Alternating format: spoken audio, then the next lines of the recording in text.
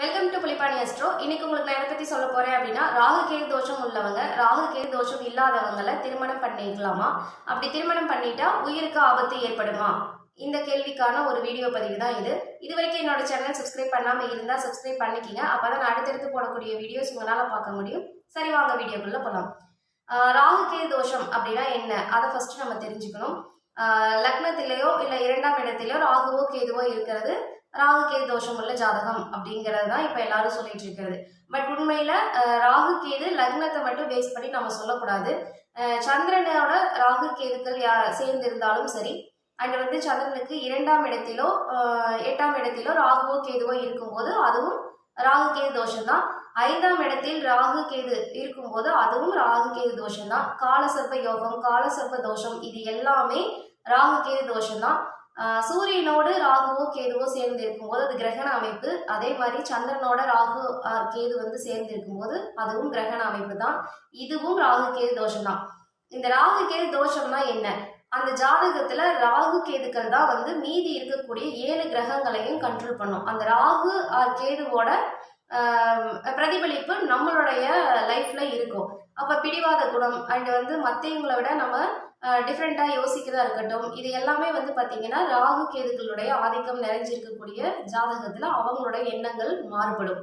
இதுதான் ராகு கேது தோஷம். திருமணத்துக்காக மட்டும் ராகு கேது தோஷம் பார்க்க கூடாது. இது வந்து லைஃப் ஃபுல்லா அந்த தோஷம் வந்து இருக்கும். அதற்கான ஒரு பிரதிபலிப்பு தான் வந்து அவங்களுடைய வாழ்க்கையில அந்த ராகு கேது தோஷம் இருக்கக்கூடிய ஜாதகம் யாரோ அவங்களுக்கு வந்து பாத்தீங்கன்னா அதனுடைய பிரதிபலிப்புங்கிறது லைஃப் ஃபுல்லா இருக்கும். ஸோ நம்ம என்ன பண்றோம், திருமணத்தப்ப மட்டும் ராகு கேது தோஷம் இருக்கான்னு நம்ம பார்த்து மேரேஜ் பண்ணி வைக்கிறோம். சரி, இந்த ராகு கேது தோஷம் அப்படிங்கிறது எந்தெந்த ஸ்தானங்கள்ல இருக்கும்போது ராகு கேது தோஷம்னு நான் இப்ப சொல்லிட்டேன். சுத்த ஜாதகம் நீங்க சொல்லக்கூடிய ஜாதகங்கள்ல லக்னத்தை மட்டும் வச்சு பார்த்துட்டு ராகுவோ கேதுவோ இல்லைன்னா உடனே அது ராகு கேது தோஷம் இல்லை, லக்னத்துல இல்லை, 2ஆம் இடத்துல இல்லை அப்படின்னு நீங்க முடிவு பண்ணிடுறீங்க. அதே ஜாதகத்துல ராகு கேது உச்சமா இருக்கும்போது அல்லது ராகு கேது நீசம் பெற்று இருக்கும்போது அந்த ஜாதகமும் வந்து ராகு கேதுனுடைய வலிமையோட தான் இருக்கும். அப்ப அதெல்லாம் வந்து பாத்தீங்கன்னா நீங்க ராகு கேது தோஷம்னு சொல்லக்கூடிய ஜாதகங்களுக்கு மேட்ச் ஆகும்.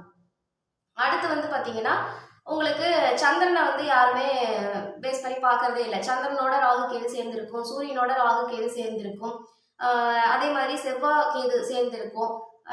இதெல்லாமே வந்து பாத்தீங்கன்னா ராகு கேது ஜாதகத்துக்கு மேட்ச் ஆகக்கூடிய ஜாதகம் தான். அதனால சுத ஜாதகம் நீங்க சொன்னாலும் இந்த ஜாதக அமைப்பு இருக்கிறவங்க ராகு கேது தோஷம் உள்ளவங்களை திருமணம் பண்ணலாம். லைஃப் ரொம்ப நல்லாவே இருக்கும். இதனால எந்த ஒரு பிரச்சனையும் ஏற்படாது, உயிருக்கு ஆபத்து ஏற்படாது.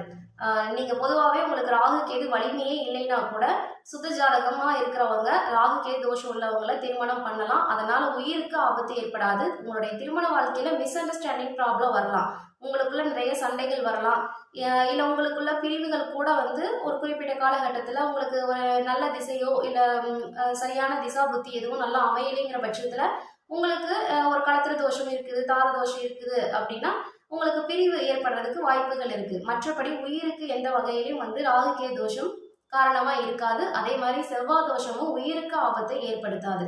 அதை வந்து இந்த வீடியோ பார்க்குறவங்களுக்கு நான் தெளிவுபடுத்தணும் அப்படின்னு நினைக்கிறேன். அதுக்கப்புறம் வந்து பாத்தீங்கன்னா உங்களுக்கு இந்த ராகு கேது தோஷம் சுத்த ஜாதகம்னு சொல்லக்கூடிய ஜாதகங்கள்ல பாதி ஜாதகம் வந்து பாத்தீங்கன்னா 50% வந்து ராகு கேது வலிமையா இருக்கக்கூடிய ஜாதகங்களும் இருக்கத்தான் செய்யுது. ஆனா நம்ம அதை வந்து ராகு கேது வலிமைன்னு எடுத்துக்கிறதே இல்லை. பொதுவாகவே ராகு கேது தோஷம்னு சொல்றதே வந்து அந்த ஜாதகத்துல ராகு கேது வலிமையா இருக்கு, அதைத்தான் நம்ம புரிஞ்சுக்கணும்.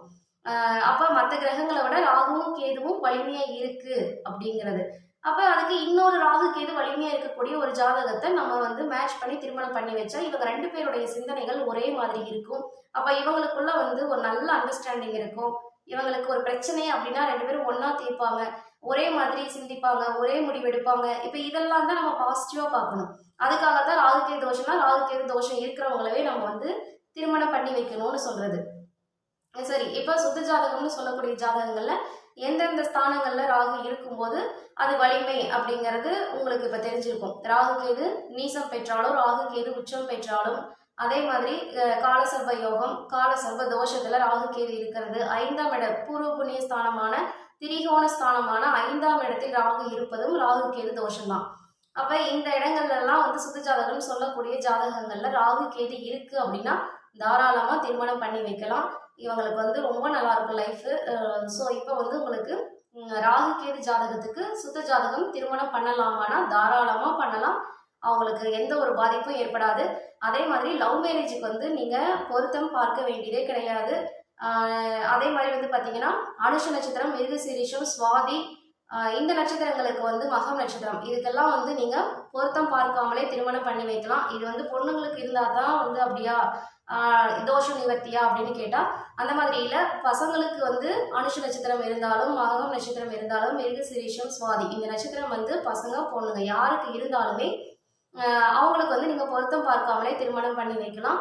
எந்த ஒரு பாதிப்பும் ஏற்படுத்தாது. அவங்க ஜாதகத்தில் ராகுகேது தோஷம் இருந்தாலும் சரி, செவ்வாய் தோஷம் இருந்தாலும் சரி, ராகுகேது செவ்வாய் தோஷம் இருந்தாலும் சரி, எந்த ஒரு பாதிப்பும் ஏற்படுத்தாது. அண்ட் வந்து பார்த்தீங்கன்னா நட்சத்திர பொருத்தம்னு சொல்லிட்டு 10க்கு 10 பொருத்தம் இருக்கணும், 8 பொருத்தம் இருக்கணும் அப்படின்னு நீங்கள் அத்தனை பொருத்தங்கள் பார்க்க வேண்டியது இல்லை. இந்த நட்சத்திரங்களுக்கு வந்து நீங்கள் பொருத்தம் பார்க்காமலே திருமணம் பண்ணி வைக்கலாம். அதே மாதிரி லவ் மேரேஜுக்கும் வந்து நட்சத்திர பொருத்தம் பார்க்காமலே திருமணம் பண்ணலாம். ரட்சு பொருத்தம் இல்லைனாலும் நீங்கள் வந்து பயப்பட வேண்டியதே கிடையாது. ரட்சு பொருத்தம் இல்லைனாலும் உயிருக்கு ஆபத்து ஏற்படும் அப்படிங்கிறது வந்து ஒரு தவறுதலான ஒரு புரிதல் தான். அதனால் வந்து பார்த்தீங்கன்னா இந்த நட்சத்திரங்களுக்கும் தோஷ நிவர்த்தி இருக்குது. அதே மாதிரி லவ் மேரேஜுக்கும் நீங்கள் பொருத்தம் பார்க்காம திருமணம் பண்ணி வைக்கலாம். எந்த ஒரு பாதிப்பும் ஏற்படாது. ராகுகே தோஷத்துக்கு எந்த மாதிரி ஜாதகம் மேட்ச் ஆகும் அப்படிங்கிறது இப்போ உங்களுக்கு இந்த வீடியோ பார்த்தவங்களுக்கு கண்டிப்பாக ஒரு தெளிவு கிடைச்சிருக்கும் அப்படின்னு நம்புகிறேன். நன்றி.